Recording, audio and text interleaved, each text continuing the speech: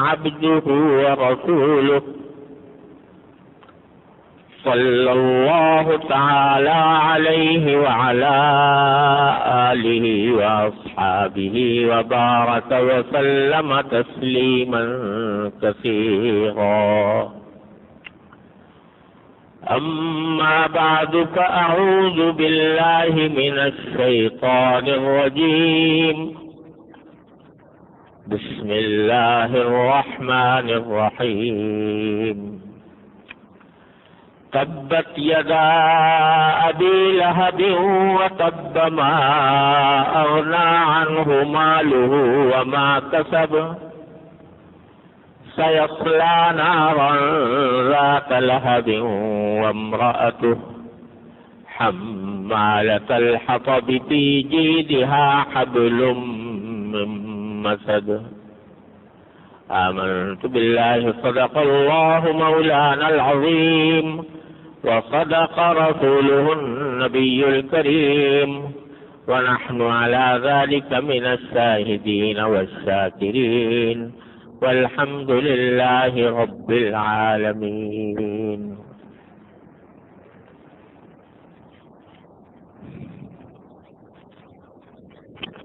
بزرگان محترم اور برادران عزیز، یہ سورہ لہب ہے جس کی میں نے ابھی تلاوت کی ہے، اور یہ بھی ان سورتوں میں سے ہے جو اکثر مسلمانوں کو یاد ہوتی ہیں اور نمازوں میں بھی بکثرت پڑھی جاتی ہیں. اس کی کچھ تفسیر اس وقت پیش کرنی مقصود ہے. اللہ تبارک و تعالی اپنی رضا کے مطابق اس کی صحیح تفسیر کرنے کی توفیق عطا فرمائے. پہلے اس سورت کا ترجمہ سن لیں، پھر اس کا شان نزول اور تشریح اور اس سے نکلنے والی ہدایات کا انشاءاللہ ذکر ہوگا. ترجمہ یہ ہے کہ تبت یدا ابی لہب و تب، ابو لہب کے ہاتھ ٹوٹے اور وہ ٹوٹ گیا. ما اغنا عنہ مالہ وما کسب، نہ اس کا مال اس کے کچھ کام آیا اور نہ اس کی کمائی اس کے کچھ کام آئی. سیصلی نارا ذات لہب، وہ ایسی آگ میں داخل ہوگا جس کے شعلے بھڑک رہے ہوں گے. وامرأتہ، اور اس کی بیوی بھی آگ میں داخل ہوگی. حمالۃ الحطب، یہ وہ بیوی ہے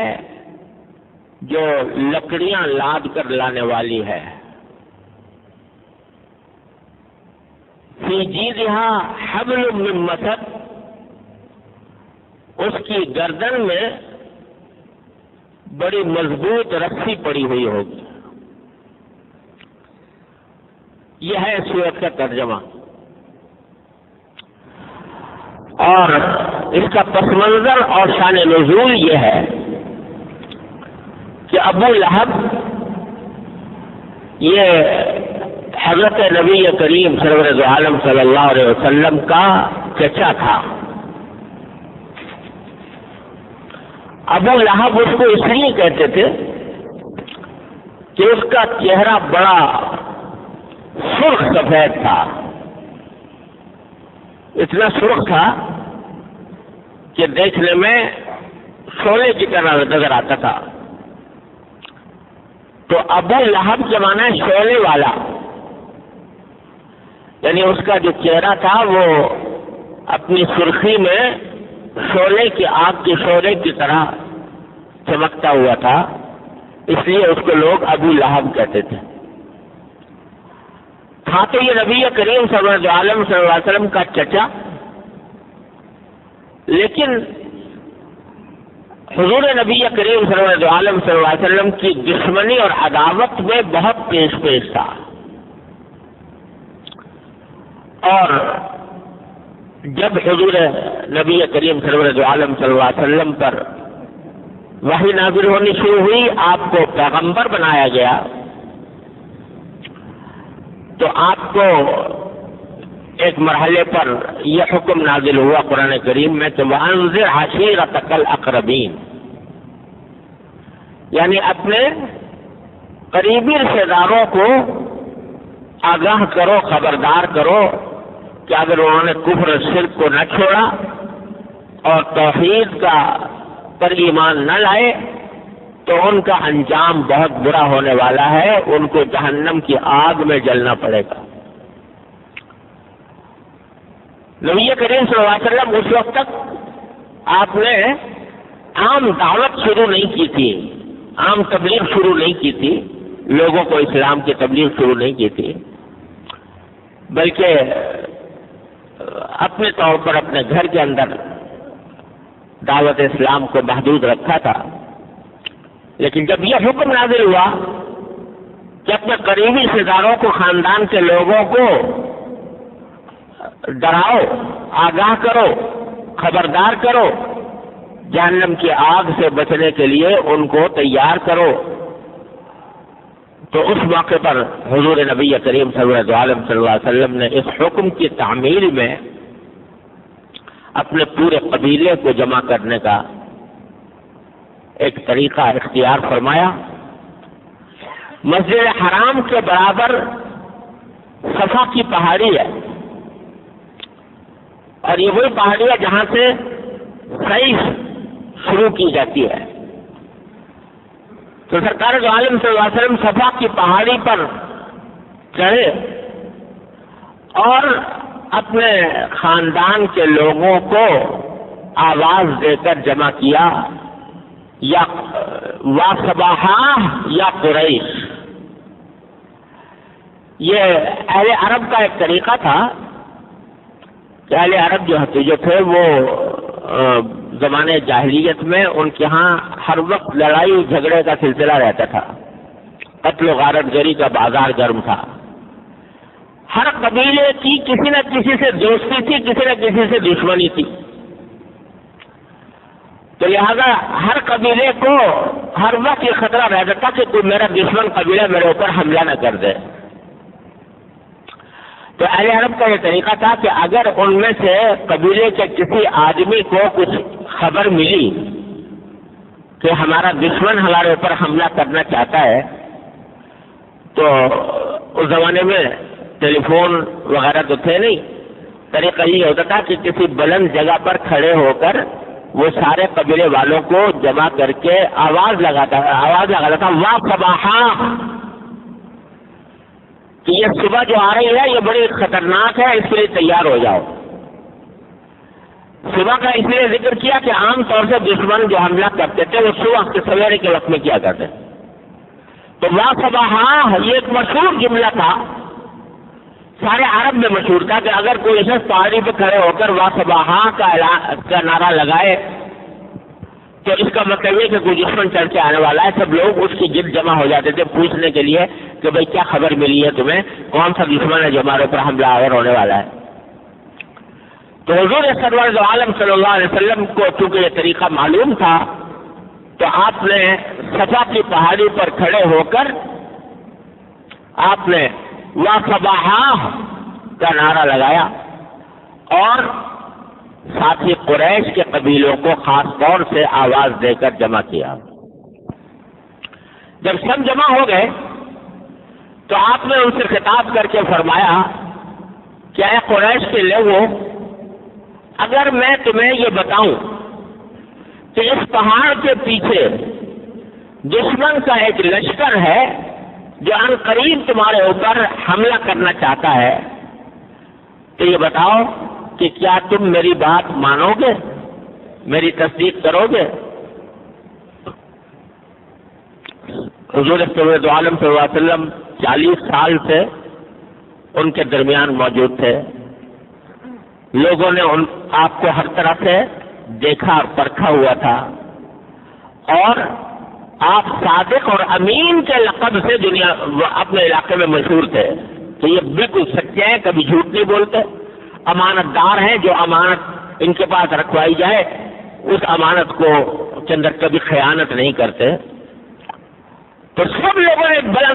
بلند آواز سے بیک زبان یہ کہا کہ کیوں نہیں کریں گے تصدیق آپ کی، اگر آپ یہ خبر دیں گے تو ہم ضرور مانیں گے، کیونکہ آپ کو ہم نے کبھی زندگی میں جھوٹ بولتے ہوئے نہیں پایا، غلط بات کہتے ہوئے نہیں پایا، اس لیے اگر آپ خبر دیں گے تو ضرور مانیں گے۔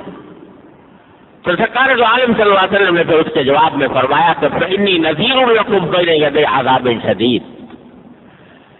اگر میں یہ خبر دوں تم کو کہ پہاڑ کے پیچھے کوئی دشمن ہے جو تم پر حملہ کرنا چاہتا ہے تو اس کی بات میری مان رہے ہو تم، تو میں اس سے زیادہ خطرناک دشمن سے تمہیں آگاہ کرنا چاہتا ہوں، اور وہ دشمن یہ ہے کہ اگر تم توحید پر اللہ کی توحید پر ایمان نہ لائے، بت پرستی نہ چھوڑی، اللہ تعالیٰ کی وحدانیت کا اقرار نہ کیا، تو تمہیں یہاں کے دشمن سے کہیں زیادہ سخت عذاب کا سامنا کرنا پڑے گا آخرت میں اللہ تبارک و تعالیٰ قیام جا کر۔ اور پھر آپ نے توحید کے پیغام کی تشریح فرمائی لوگوں کے سامنے کہ اگر تم میری تصدیق کرتے ہو، مجھے سچا مانتے ہو، تو مجھے اللہ تبارک و تعالیٰ نے پیغمبر بنا کر بھیجا ہے اور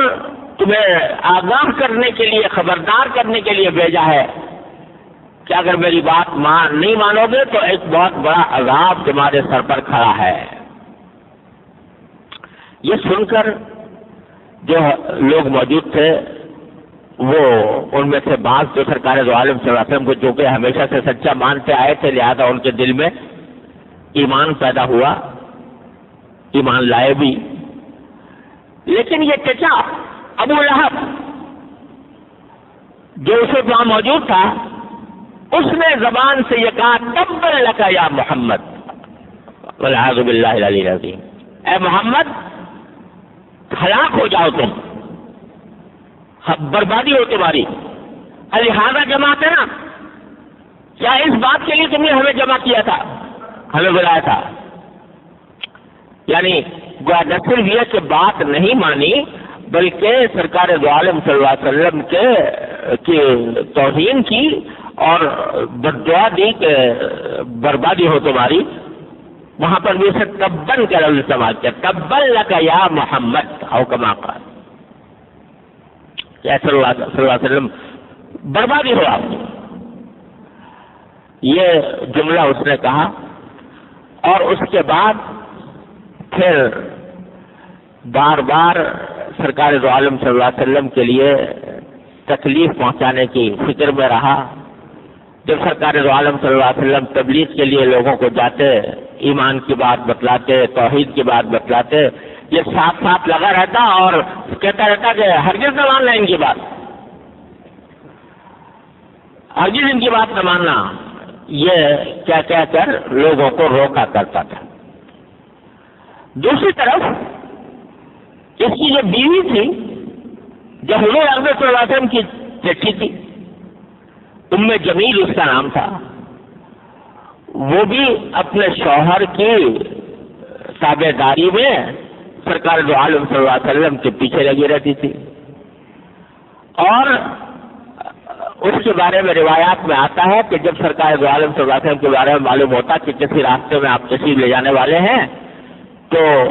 کانٹے دار شاخیں کاٹ کاٹ کر اٹھا کر لاتی اور حضور اکرم صلی اللہ علیہ وسلم کے راستے میں بچھا دیا کرتی تھی تاکہ آپ کو تکلیف ہو۔ کانٹے بچھاتی تھی، لکڑیاں لاد لاد کر بچھاتی تھی کانٹے۔ اور ایک مرتبہ ایسا ہوا کہ حضور اکرم صلی اللہ علیہ وسلم رات کے وقت میں آخری شب میں اٹھ کر تہجد کی نماز پڑھا کرتے تھے اور اس میں قرآن کریم کی تلاوت فرمایا کرتے تھے۔ تو چند روز آپ کی طبیعت ناساز ہو گئی، جس کی وجہ سے آخری شب میں آپ نہیں اٹھے اور تہجد نہیں پڑھی۔ تو اس ام جمیل نے یہ طعنہ دیا کہ لو بھائی معاذ اللہ ثم معاذ اللہ، ان کے پاس جو شیطان آیا کرتا تھا، شیطان نے ان کو چھوڑ دیا ہے، اب شیطان نے ان کے بعد آنا چھوڑ دیا، جس کے اوپر سورہ والضحیٰ نازل ہوئی تھی، والضحیٰ واللیل اذا سجی ما ودعک ربک وما قلی۔ تو یہ ام جمیل بھی بڑی دشمن بنی ہوئی تھی حضور اقدس نبی کریم سرور دو عالم صلی اللہ علیہ وسلم کی، میاں بیوی دونوں سرکار دو عالم صلی اللہ علیہ وسلم کے تکلیف پہنچانے کے در پہ رہتے تھے، اور اس پر یہ آیات نازل ہوئی ہیں، یہ سورت نازل ہوئی ہے اسی کے بارے میں، تبت یدا ابی لہب و تب، بربادی ہو ابو لہب کے ہاتھوں کی۔ اس نے تو کہا تھا حضور اقدس صلی اللہ علیہ وسلم کو تبر لگا، اللہ تعالیٰ فرماتے ہیں بربادی اس کے ہاتھوں کی ہو۔ ہاتھوں کا ذکر اس لیے فرمایا کہ ایک تو عربی محاورہ ہوتا ہے کہ جب کہیں اس کے ہاتھ کی بربادی ہے تو سوچتے کہ پوری زندگی پورے وجود کی بربادی ہے۔ اور ایک روایت میں یہ بھی آتا ہے کہ ابو لہب کمبخت اس نے نبی کریم سرور دو عالم صلی اللہ علیہ وسلم کو تکلیف پہنچانے کے علاوہ یہ مذاق بھی اڑایا کرتا تھا۔ تو ایک مرتبہ اس نے یہ کہا تھا کہ بھائی تبر لیدیا، میرا بربادی ہو میرے ہاتھوں کی، مجھے تو ہاتھوں کے اندر کچھ نظر نہیں آ رہا، نہ جنت نظر آ رہی نہ جہنم نظر آ رہی ہے۔ میرا بھتیجا جس بات کو کہتا ہے کہ مرنے کے بعد یا جنت ہوگی یا جہنم ہوگی، تو میں تو اپنے ہاتھوں میں دیکھتا ہوں جو کچھ نظر آتا ہے، تو بربادی ہو میرے ہاتھوں کی، تو مجھے نہ جنت نظر آ رہی ہے نہ جہنم نظر آ رہی ہے۔ یہ اس نے مذاق اڑانے کے طور پر یہ بات کہی تھی، تو اس لیے بھی ہاتھوں کا خاص طور پر ذکر فرمایا کہ تبت یدا ابی لہب، بربادی ہو ابو لہب کے دونوں ہاتھوں کی، بربادی ہو یہ کوئی بد دعا ہے۔ اور پھر آگے فرمایا وہ تب، اور ہو گئی بربادی اس کی، وہ برباد ہو گیا، برباد ہو گیا یعنی وہ ایسے حالت میں اس کی ہلاکت مقدر ہے کہ بس سمجھو ہو ہی گئی ہلاکت۔ چنانچہ ہوا یہ کہ غزوہ بدر کے موقع پر جب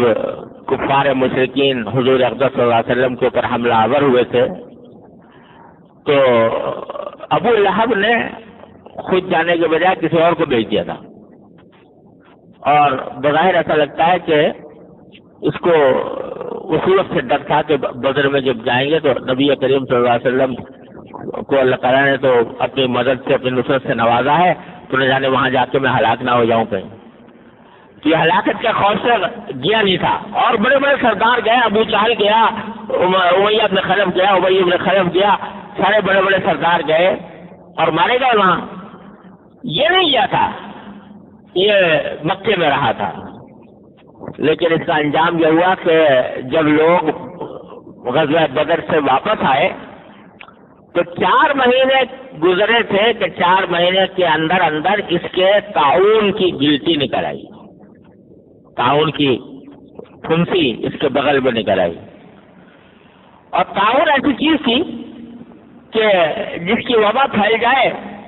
تو بستیاں کی بستیاں اجاڑ دیتی ہے، بستیاں کی بستیاں ختم ہو جاتی ہیں۔ اور اہل عرب خاص طور سے اس بارے میں بہت ہی زیادہ توہم پرست تھے کہ اگر کہیں کسی کے طاعون کی گلٹی نکل آئی تو اس کو اپنے گھر میں نہیں رکھتے تھے،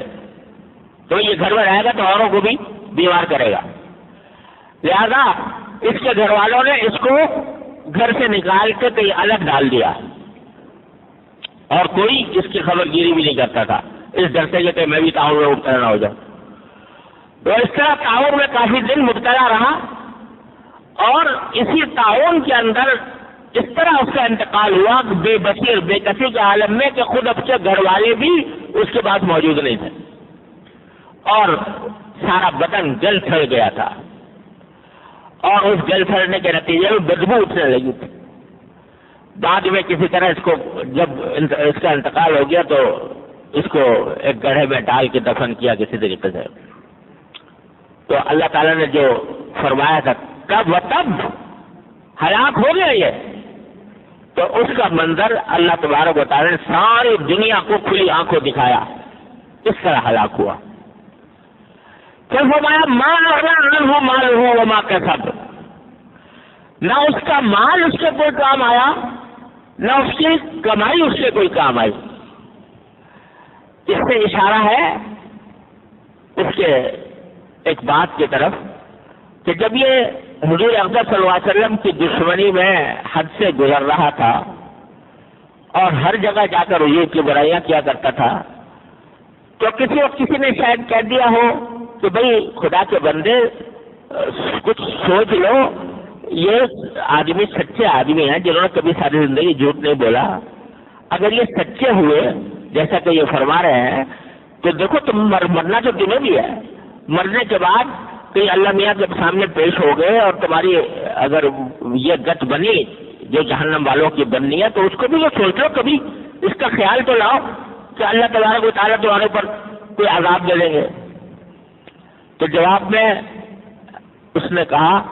کہ اول تو میں مانتا نہیں اس کو، اور اگر بالفرض ایسا ہوا کبھی مجھے اللہ تعالیٰ کے سامنے جانا پڑا اور میرے اوپر عذاب کوئی مسلط ہو گیا تو میرے پاس مال اتنا ہے، پیسے اتنے ہیں کہ خوب پیسے خرچ کر کے اپنے آپ کو میں بچا لوں گا، مال سے بچا لوں گا اپنے آپ، میرا مال اتنا ہے۔ تو اللہ تعالیٰ فرمایا ما اغنی عنہ مالہ وما کسب، نہ مال اس کے کوئی کام آیا نہ اس کی کمائی کوئی کام آئی، جتنا کچھ کمایا ہوا تھا سب کھلے خالی ہاتھ یہاں چھوڑ کے رخصت ہو گیا۔ کتنا بھی مال انسان جمع کر لے، کتنا بڑا دولت مند ہو جائے، جب دنیا سے جاتا ہے تو خالی ہاتھ ہی جاتا ہے، کفن کے سوا اس کے جسم پر بھی کچھ نہیں ہوتا۔ تو ما اغنی عنہ مالہ وما کسب، نہ مال اس کے کوئی کام آیا نہ اس کی کمائی کوئی کام آئی۔ یہاں تو انجام یہ ہوا دنیا میں۔ اللہ تعالیٰ فرماتے ہیں کہ اس کے بعد میں انجام کیا ہونا ہے؟ سیصلی نارا ذات لہب، ایک ایسی آگ میں یہ داخل ہوگا جو شعلے بھڑکا رہی ہوگی۔ اور لہب کا لفظ ابو لہب کہا جاتا تھا نا یہ، اور لہب کے معنی شعلے کے ہوتے ہیں اور اس کو ابو لہب کہا جاتا تھا۔ تو اللہ تعالیٰ نے فرمایا اس لیے ابو لہب اپنے آپ کو کہہ کر فخر محسوس کرتا تھا کہ چلو اس کا انجام بھی یہ ہوگا کہ لہب کا جہنم کا لہب یعنی جہنم کا شعلہ اس کے اوپر مسلط ہوگا۔ فیصلہ نار ذات لہب، اور فرمائے وامرأتہ، اور اس کی بیوی بھی، وہ بیوی جو اس کی تابعداری میں سرکار دو عالم صلی اللہ علیہ وسلم کی کو تکلیف پہنچانے کی کوششیں کرتی رہتی تھی، وہ بیوی بھی جہنم میں داخل ہوگی۔ حمالۃ الحطب، بڑے بلیغ انداز والا نے فرمایا کہ یہ وہ ہے جو لکڑیاں اٹھایا کرتی تھی، یعنی دنیا میں لکڑیاں اٹھاتی تھی،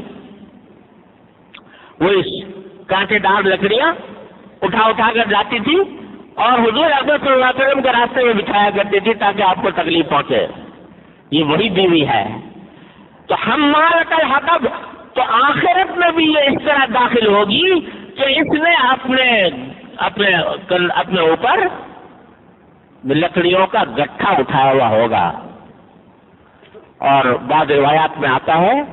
کہ اس کا مطلب یہ ہے کہ اللہ تبارک و تعالی وہاں آخرت میں بھی جہنم کے اندر بھی اس کے اوپر لکڑیوں کا گٹھا سوار کریں گے اور اس کو مجبور کیا جائے گا کہ ابو لہب جو جس آگ میں سلگ رہا ہے اس آگ میں جا کر یہ لکڑیاں ڈالے تاکہ اس کی آگ اور بڑھ جائے، کیونکہ زندگی میں یہ ابو لہب کے ظلم میں اضافہ کرنے کی کوششیں کرتی رہتی تھی، اور وہ جو کچھ ظلم و ستم حضور نبی کریم صلی اللہ علیہ وسلم پر یا آپ کے صحابہ کرام پر ڈھایا کرتا تھا، اس میں نہ صرف ان کی معاون تھی بلکہ ان کے دل میں حضور کی دشمنی کی آگ اور بھڑکاتی رہتی تھی۔ تو وہاں قیامت کے اندر بھی اس کو لکڑیوں کا گٹھا دیا جائے گا کہ لے اور یہ لکڑیوں کا گٹھا لے جا کر اپنے شوہر کے آگ میں ڈال تاکہ اس کی آگ اور بڑھ جائے. حمالۃ الحطب. تو فرمایا کہ فی جیدھا حبل من مسد، اس کی گردن میں مضبوط بٹی ہوئی مونج کی رسی ہوگی. یعنی قیامت میں ایک طرف تو آگ میں ہے، دوسری طرف لکڑیوں کا گٹھا اٹھائے ہوئے ہے، اور تیسرے فرمایا کہ اس کی گردن میں مونج کی بٹی ہوئی رسی ہوگی، یعنی گلے میں توق پڑا ہوا ہوگا اس رسی کا. اس حالت میں یہ دنیا کے اندر، وہ جہنم کے اندر آئے گی، اس حالت میں اٹھائی جائے گی. یہ ہے آیت کا ترجمہ اور اس کی تشریح. اس سے بہت سارے، اس آیت سے، ان آیات سے اور اس صورت سے ہمارے لیے بہت سی ہدایات ملتی ہیں، بہت سے سبق ملتے ہیں، جن کی تفصیل انشاءاللہ آئندہ زندگی رہی تو عرض کروں گا. لیکن ایک بات یہاں پر اس موقع پر عرض کر دینا مناسب معلوم ہوتا ہے کہ دیکھو، اللہ تبارک و تعالی نے سارے کے سارے قرآن کریم کے اندر جنت کا بھی ذکر فرمایا، جہنم کا بھی ذکر فرمایا، ایمان کا بھی فرمایا، کفر کا بھی فرمایا، لیکن عمومی باتیں فرمائی ہیں کہ کافروں کا یہ انجام ہوگا، مومنوں کا انجام یہ ہوگا. نام لے کر کسی شخص کے بارے میں بہت کم لوگوں کے لیے کہا گیا. نام لے کر فرعون کے لیے کہا گیا، مثلا فرعون کے ساتھیوں کے لیے کہا گیا، لیکن حضور اقدس صلی اللہ علیہ وسلم کے جو دشمن تھے ان میں سے کسی کا نام نہیں لیا قرآن کریم نے، نام لے کر نہیں کہا. ابو لہب کا نام لے کر اس کا انجام قرآن کریم نے اس صورت میں بتایا ہے، اور اس طرح بتایا ہے کہ قیامت تک قرآن کریم میں یہ صورت پڑھی جاتی رہے گی اور لوگ لعنت بھیجتے رہیں گے ابو لہب کے اوپر. نمازوں کے اندر پڑھی جا رہی ہے، بچے اس کو یاد کر رہے ہیں، سارے مسلمان یاد کر رہے ہیں.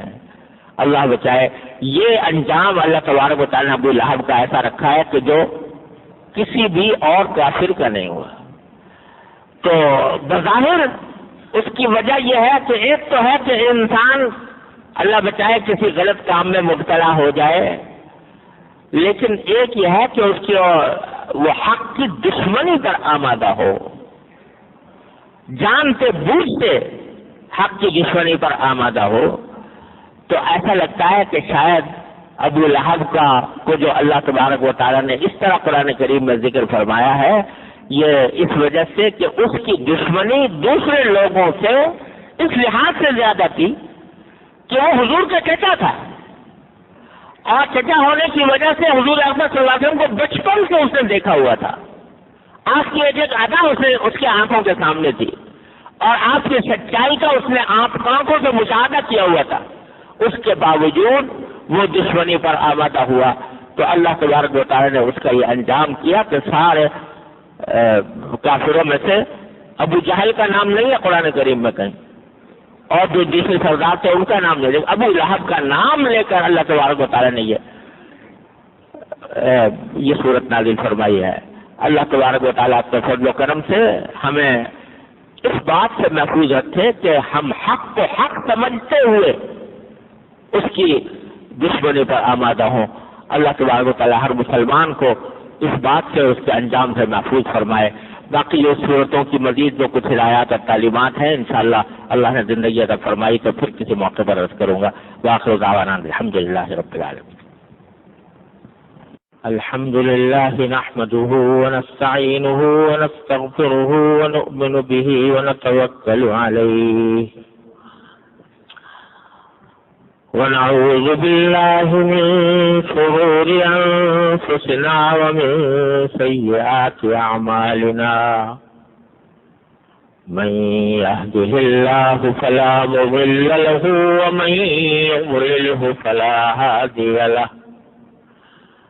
وأشهد أن لا إله إلا الله وحده لا شريك له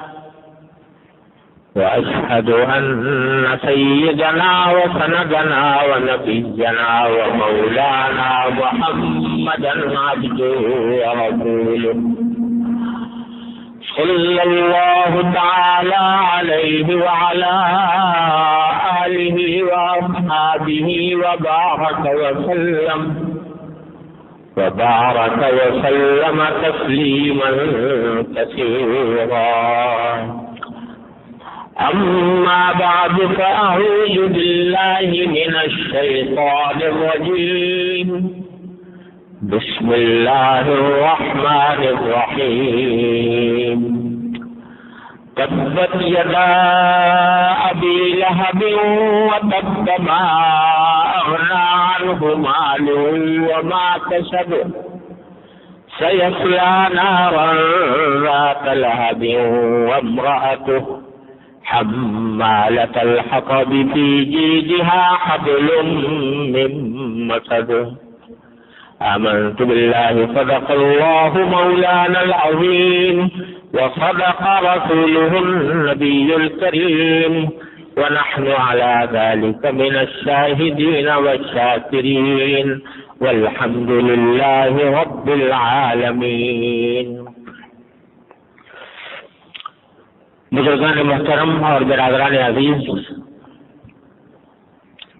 یہ سورہ لہب ہے جس کی میں نے تلاوت کی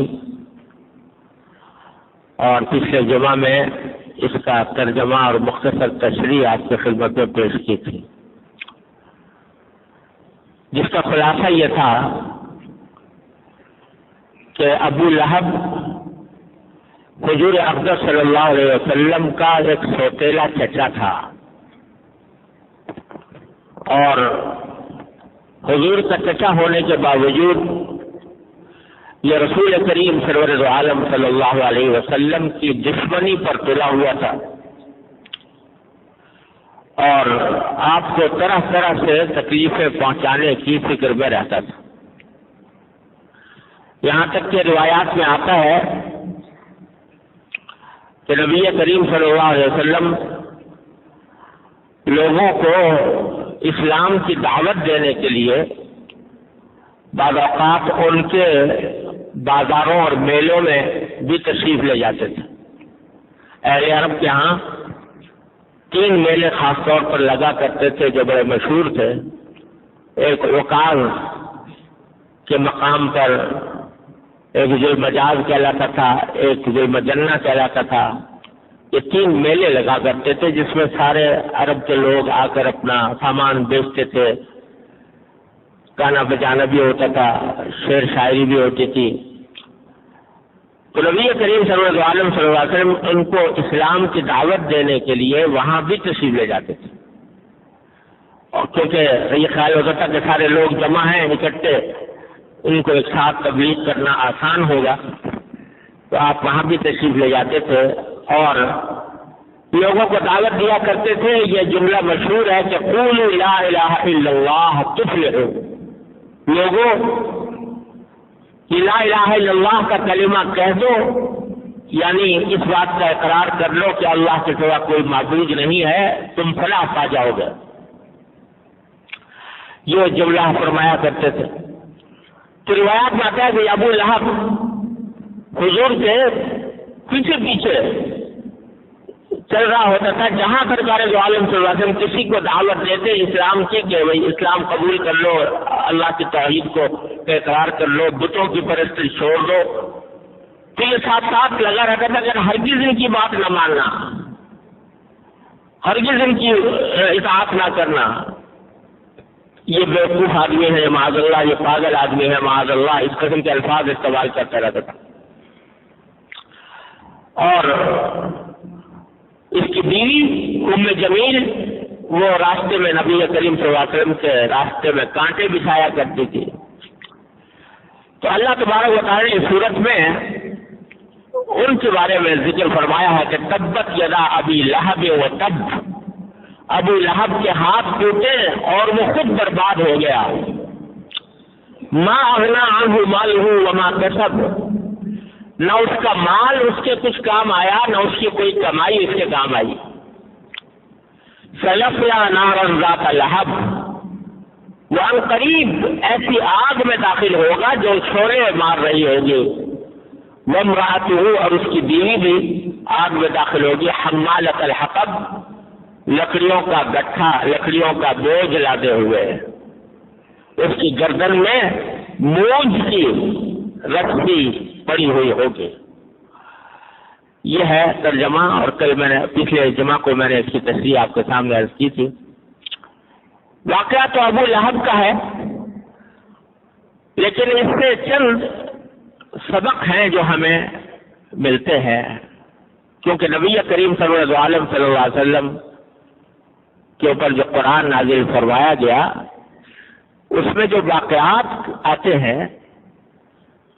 یا کسی واقعے کا بیان ہوتا ہے تو محض ایک واقعہ بیان کرنے کے لیے نہیں ہوتا کہ لوگ سنیں اور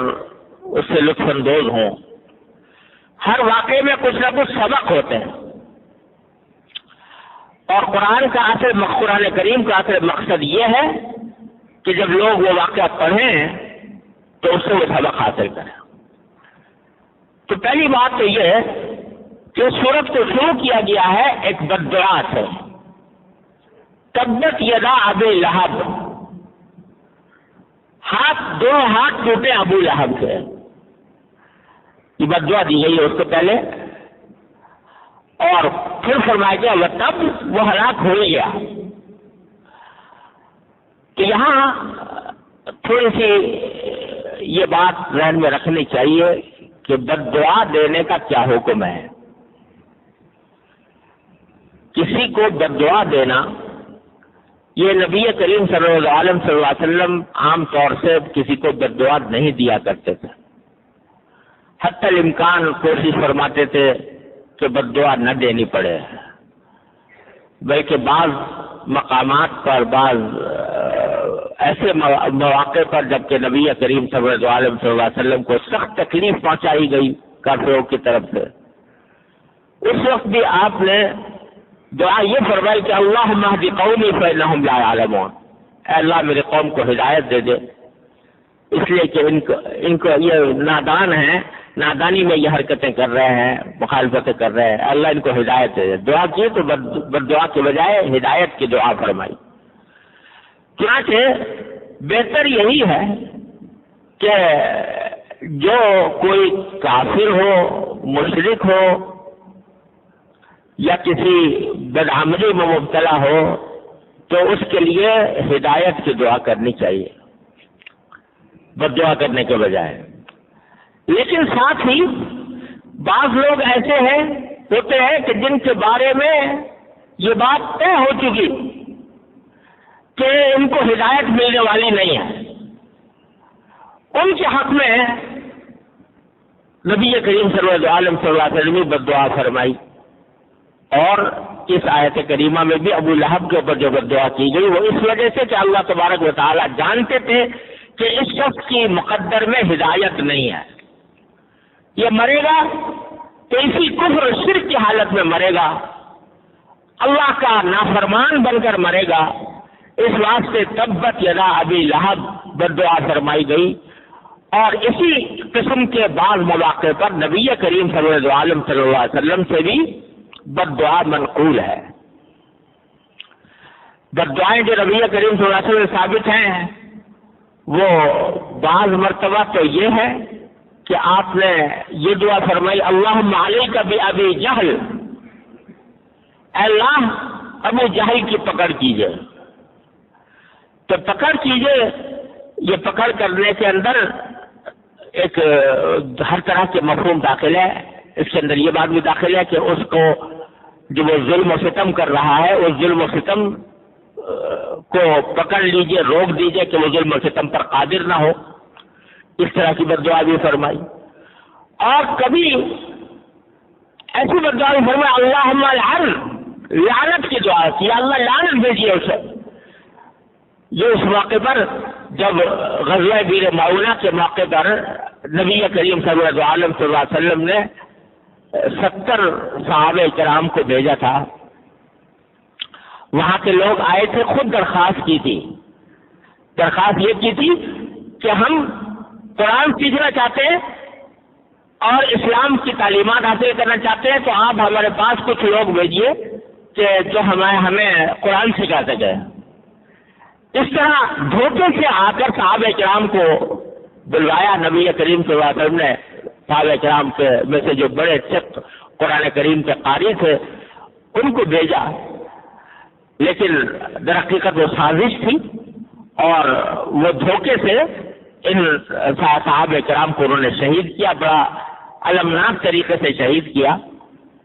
نبی کریم صلی اللہ علیہ وسلم کو جب اطلاع ملی تو آپ نے قنوت نازلہ میں بد دعا فرمائی ان قبیلوں کے خلاف کہ جنہوں نے ان قاریوں کو اس دھوکے کے ساتھ اور ظلم غالبانہ طریقے پر شہید کیا تھا، ان کے خلاف اللہم لعن کہہ کر کہ اللہ ان کے اوپر لعنت بھیجیے.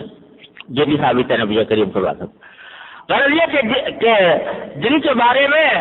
یہ طے ہو چکا اور وہ طے ہونا پتہ چلتا ہے یا تو اللہ تبارک و تعالیٰ کو علم ہے یا اللہ تعالیٰ اپنی وحی کے ذریعے نبی کریم صلی اللہ علیہ وسلم کو بتا دیتے ہیں کہ اب ان کی قسمت میں ہدایت نہیں ہے، تو ان کے لیے حضور نے بھی بد دعا فرمائی، اللہ تعالیٰ نے بھی بد دعا فرمائی تبت یدا ابی لہب فرما کر. لیکن عام مسلمان، عام لوگوں کے لیے جن کو یہ پتہ نہیں کہ کون کس حالت میں مرنے والا ہے، کسی کا نام لے کر بد دعا کرنا، یہ لعنت بھیجنا یہ مناسب نہیں ہے، کیونکہ ہمیں نہیں پتا، کیا پتا اللہ تبارک و تعالیٰ اس کو ہدایت دے دے، آخر میں ایمان نصیب ہو جائے اور وہ اپنے اعمال کو ٹھیک کر لے. لہذا کسی کا نام لے کر نہیں. ہاں یوں کہہ سکتے ہیں کہ اللہ جو دشمن ہے، اسلام کے دشمن ہیں، ان کو پر لعنت بھیجیے. اللہ اسلام کے جو دشمن ہیں، مسلمانوں کے جو دشمن ہیں، ان کو تباہ کیجیے، ان کو برباد کیجیے. یہ تو یہ دعا کی جا سکتی ہے، لیکن کسی کا نام لے کر اس طرح نہیں کرنی چاہیے. ہاں اس کا طریقہ یہ ہے کہ اللہ ان کو ہدایت دے دیجیے، اگر ہدایت ان کے مقدر میں نہیں ہے تو پھر ان کو تباہ کر دیجیے، ان کو لعنت دے دیجیے، ان کو لعنت فرمائیے. اس طرح دعا کرنے میں کوئی مذاکرہ نہیں. ایک مسئلہ تو اس آیت کے تحت یہ ہے. دوسرا مسئلہ جو وہ ہمارے لیے بہت ہی زیادہ عظیم ہدایت رکھتا ہے وہ یہ جملہ کہ ما اغنا عنہ مالہ وما کسب، کہ نہ اس ابو لہب کا مال اس کے کوئی کام آیا، نہ اس کی کوئی کمائی اس کے کام آئی. دو لفظ استعمال کیے قرآن نے، مال اور کمائی. مال میں تو سارا مال داخل ہوتا ہے. بعض اوقات مال اس طرح بھی مل جاتا ہے کہ اس میں انسان کی اپنی کوشش کو، محنت کو کوئی دخل نہیں ہوتا. باپ سے میراث میں مل گیا مثلا، یا کسی نے ہدیہ دے دیا، تحفہ دے دیا، مل گیا. اور کمائی وہ ہے جو آدمی اپنے قوت بازو کے ذریعے، اپنی محنت کے ذریعے، اپنے کوشش کے ذریعے حاصل کرتا ہے. تو دونوں کے بارے میں فرمایا کہ نہ وہ مال جو وراثت میں ملا وہ کام آیا، اور نہ وہ کمائی جو اس نے اپنے ہاتھوں سے کی وہ کام آئی. آخرکار وہ ذلیل ہو کر مرا اور اللہ تبارک و تعالیٰ کے ہاں اس کو آگ میں داخل ہونے والا ہے عنقریب. یہ فرما دیا. تو اس میں جو ہدایت عطا فرمائی گئی ہے ہم سب کے لیے وہ یہ کہ انسان اس دنیا میں اپنے مال و دولت پر، اپنی کمائی پر بعض اوقات بڑے گھمنڈ میں مبتلا ہو جاتا ہے، اور اس مال اور کمائی ہی کو سب کچھ سمجھے بیٹھا ہوتا ہے کہ میرا پیسہ بڑھ جائے، میرے بینک بیلنس میں اضافہ ہو جائے، میری دولت میں اضافہ ہو جائے. دن رات یہی فکر انسان کے دل و دماغ پر طاری رہتی ہے. تو قرآن کریم کی اس آیت نے ہمیں اور آپ کو متنبہ کیا ہے کہ دیکھو مال جو ہے یا جو کچھ بھی تم کمائی کرتے ہو یہ ایک حد تک ہی تمہارا ساتھ دے سکتی ہے، اس سے آگے یہ تمہارا ساتھ نہیں دے سکتی. پہلی بات تو یہ ہے کہ اگر فرض کرو کتنا ہی مال کما لو، کتنی دولت جمع کر لو، لیکن اللہ تعالیٰ کو ناراض کیا ہوا ہے تو بالآخر جب تمہاری آنکھ بند ہوگی، قبر میں پہنچو گے، اللہ تعالیٰ کے سامنے پہنچو گے، تو وہ مال کس کام کا جو تم نے جمع کیا تھا وہ تو تم اپنے وارثوں کے لیے چھوڑ کے چلے گئے. وہ اس کے اوپر متصرف ہیں۔ آخرت میں ایک حدیث میں رسول کریم صلی اللہ علیہ وسلم نے ارشاد فرمایا کہ جب کسی انسان کا جنازہ جاتا ہے تو 3 چیزیں ہیں جو قبر تک اس کے ساتھ جاتی ہیں۔ 3 چیزیں ہیں جو قبر تک اس کے ساتھ جاتی ہیں دفن ہونے تک۔ ایک تو اس کے رشتے دار ہیں، وہ جاتے ہیں اس کو دفن کرنے کے لیے، تدفین کے شرکت کرنے کے لیے۔ ایک اس کا مال ہے جو جاتا ہے، مال سے مراد یہ کہ لوگ چارپائی پہ لے جاتے ہیں جنازے کو اٹھا کر، اس کے اوپر غلاف چڑھا ہوا ہوتا ہے، اس کے اوپر منقش چادر پڑی ہوئی ہوتی ہے، اور بعض لوگ اس کے ساتھ کچھ اور چیزیں بھی شامل کر لیتے ہیں، تو یہ بھی جاتا ہے قبر تک۔ اور ایک عمل ہے جو اس کے ساتھ جاتا ہے۔ فرمایا کہ 2 چیزیں جو ہیں، رشتے دار اور اس کا مال، وہ تو قبر میں رکھنے کے بعد یہ اس کے ساتھ چھوڑ جاتے ہیں۔ وہاں قبر میں جانے کے بعد نہ کوئی رشتے دار اس کے پاس ہوتا ہے اور نہ اس کا مال کا کوئی حصہ اس کے پاس ہوتا ہے۔ اب جو ساتھی رہ جاتا ہے وہ صرف اس کا عمل ہے۔ اگر عمل اچھا ہے تو آگے اس کے مراحل بھی اچھے ہوں گے، اس کا انجام بھی بہتر ہوگا۔ اگر عمل خراب ہے تو بس پھر آئندہ کے لیے اللہ بچائے تکلیف ہی تکلیف ہے، عذاب ہی عذاب ہے، پریشانی ہی پریشانی۔ یہ رسول کریم صلی اللہ علیہ وسلم کا ارشاد ہے۔ تو مال اگر فرض کرو مال سے کچھ فائدہ پہنچ بھی رہا ہے تو کب تک کا؟ جب تک قبر سے پہنچنے تک ہو سکتا ہے فائدہ پہنچا دے تمہیں کچھ۔ چنانچہ قرآن کریم میں فرمایا لا یغرنک تقلب الذین کفروا فی البلاد متاع قلیل ثم مأواہم جہنم، کہ تمہیں یہ جو لوگ کافر لوگ، بدعمل لوگ، فاسق و فاجر لوگ دنیا میں اتراتے پھرتے ہیں اور دنیا کے اندر بظاہر خوشحال نظر آتے ہیں، یہ تمہیں دھوکے میں نہ ڈالیں۔ متاع قلیل، یہ جتنا فائدہ اٹھا رہے ہیں، مزے اڑا رہے ہیں، یہ تھوڑے سے مزے ہیں جو یہ اڑا رہے ہیں۔ کب تک؟ جب تک کہ موت آئے گی، موت تک کے لیے بس۔ ثم مأواہم جہنم، پھر ان کا ٹھکانہ جہنم ہے، وبئس المہاد، اور بہت ہی برا ٹھکانہ ہے وہ جہنم۔ تو اول تو یہ مال کب تک انسان کے کام ہے؟ ساری دوڑ دھوپ کر رہا ہے، محنتیں کر رہا ہے، حلال و حرام ایک کیے ہوئے ہے، جائز و ناجائز کی پرواہ نہیں ہے، اپنے عزیزوں قریبوں سے اس مال کی بنیاد پر لڑائی ہے، جھگڑے ہیں، مقدمہ بازیاں ہیں، سب کچھ ہے، اور یہ مال جب جائے گا تو سارا کا سارا دوسروں کے لیے چھوڑ جائے گا۔ حضرت حکیم الامت مولانا تھانوی قدس اللہ تعالیٰ سرہ نے اپنے مواعظ میں یہ واقعہ لکھا ہے کہ پہلے زمانے میں لوگ جو ہیں وہ مال جمع کر کے خزانے کی شکل میں کہیں دفن کر دیتے تھے زمین کے اندر۔ تو کوئی بہت بڑا رئیس تھا، اس نے اپنا مال زمین خزانہ بنا کر اس میں بڑی الماریاں تھیں اور اس کے اندر سونے کی اینٹیں اور سونے اور چاندی کی اینٹیں جمع کر کے رکھی ہوئی تھیں، اور اس کا تالا ایسا بنایا تھا کہ کسی کو پتہ بھی نہیں چلتا تھا کہ اس کو کھولنے کا طریقہ کیا ہے، چابی بھی اس کی ایسی تھی۔ تو ایک دن وہ اپنے خزانے کو دیکھنے کے لیے گیا اور اندر سے دروازہ بند کیا اور جا کر اپنے خزانے کے اندر ڈھونڈتا بھالتا رہا۔ وہیں پر اس کے اوپر کوئی بیماری طاری ہوئی اور وہیں پر گر گیا، ختم ہو گیا۔ اب دوسرے لوگوں کو کیونکہ پتہ ہی نہیں کہ اندر داخل ہونے کا طریقہ کیا ہے، لہذا وہ سارا خزانہ اور خزانے کا مالک وہ سب زمین میں دفن، کوئی سب اس کے پاس تک پہنچنے کا راستہ نہیں تھا کسی کا۔ قدیم زمانے میں تو یہ ہوا ہی کرتا تھا۔ آج کل شاید آپ لوگوں کو پتا ہو کہ بعض ملک ایسے ہیں، مطلب سوئٹزرلینڈ، وہاں پر بینکوں نے ایسا کر رکھا ہے کہ لوگ اپنی دولت وہاں پر جمع کرائیں اور صرف وہ شخص پیسے نکلوا سکتا ہے جس کو ایک خاص کوڈ معلوم ہو. کوڈ ہوتا ہے کوئی. اب وہ کوڈ اسی کے سینے میں ہے جس آدمی کے, وہ دوسروں کو اسے نہیں بتاتا کہ اگر وہ کوڈ پتہ چل جائے گا تو دوسرے نکلوا لیں گے. تو وہ کوڈ صرف اس کے پاس ہے اور اربوں کی دولت جمع ہے, اور جب انتقال ہوا تو کسی کو ورثہ کو بھی پتا نہیں کہ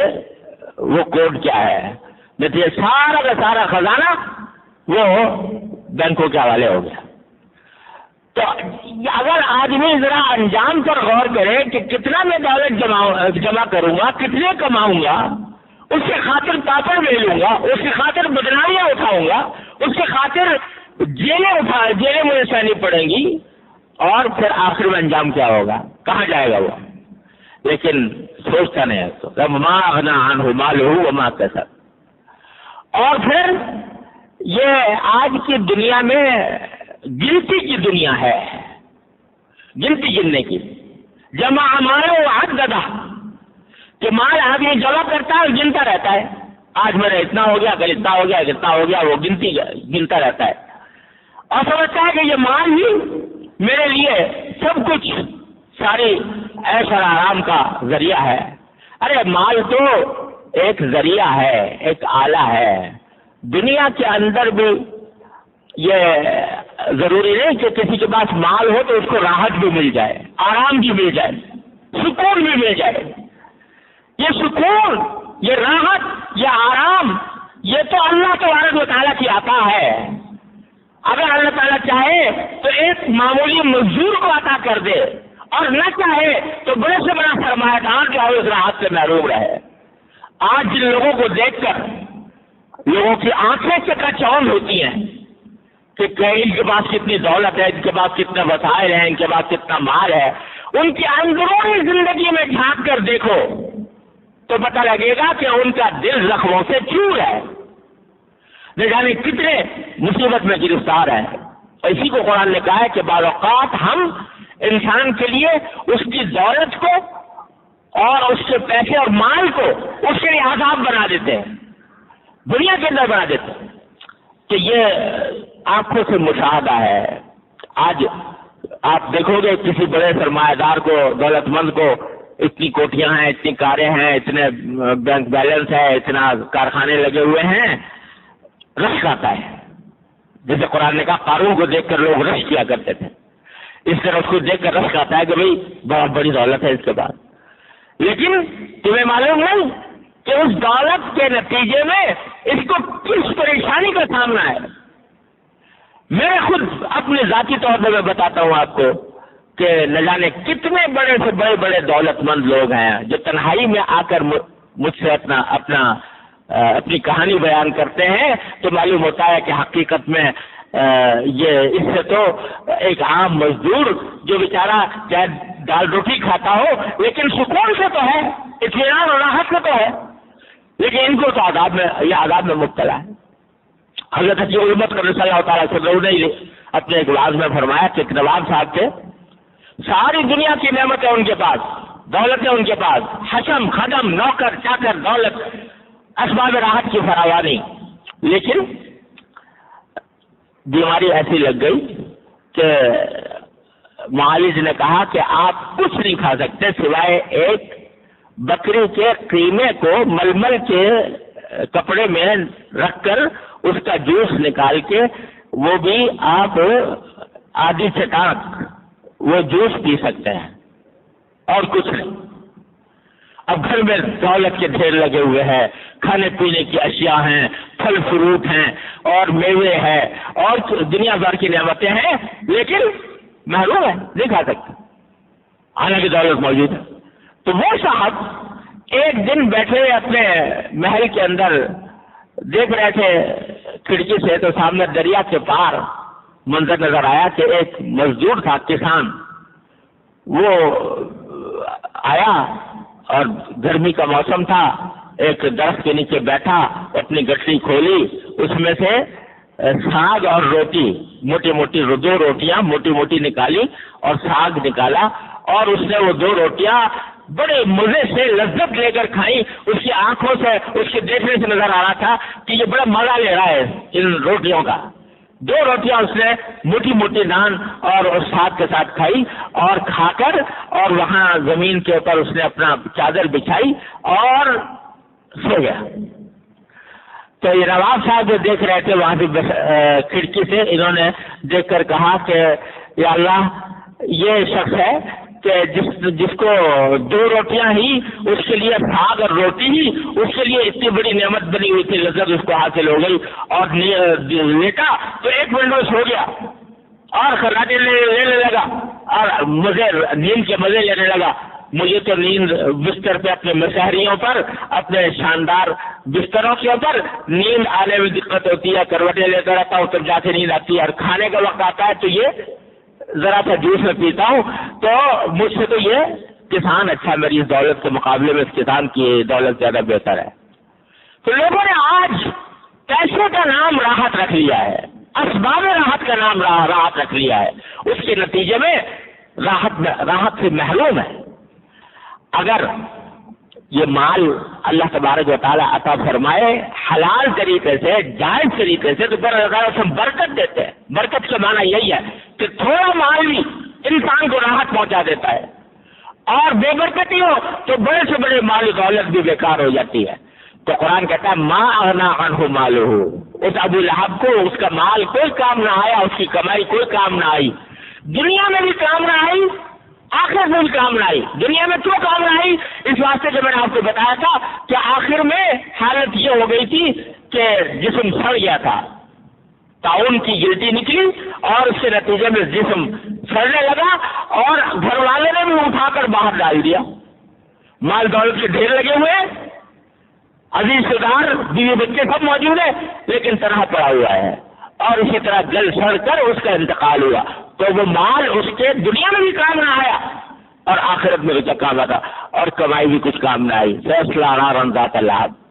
یہ ہے سبق جو ہمیں آپ کو مل رہا ہے کہ بھائی یہ دنیا اور اس کا مال و دولت, یہ جو کچھ بھی ہے, اس سے اگر راحت حاصل کرنا چاہتے ہو, اس کا جو اصل مقصود ہے وہ حاصل کرنا چاہتے ہو, تو اس کا کوئی راستہ سوائے اللہ اور اللہ کے رسول صلی اللہ علیہ وسلم کی اطاعت سے نہیں ہے. جو کچھ کماؤ اللہ تبارک و تعالیٰ اور اللہ کے رسول کے حکم کے مطابق کماؤ, اس کی اطاعت کے ساتھ کماؤ, حرام طریقے سے بچو, دھوکہ دینے سے بچو, حرام کمائی سے بچو, سود سے بچو, قمار سے بچو اور رشوت سے بچو, تو پھر تھوڑا بھی چاہے تمہیں حاصل ہوگا, لیکن انشاءاللہ اس میں برکت ہوگی, وہ دنیا میں بھی کام آئے گا, آخرت میں بھی کام آئے گا. فرمایا نعم المال الصالح للرجل الصالح. فرمایا جو صالح مال ہو, صالح مال کے معنی جو حلال طریقے سے حاصل کیا گیا ہو, وہ بہترین چیز ہے ایک صالح آدمی کے لیے, دنیا میں بھی کارآمد, آخرت میں بھی کارآمد. اللہ تبارک و تعالیٰ اپنے فضل و کرم کی رحمت سے ہمیں اس بات کو سمجھنے اور اس پر عمل کرنے کی توفیق عطا فرمائے. وآخر دعوانا الحمدللہ رب العالمین.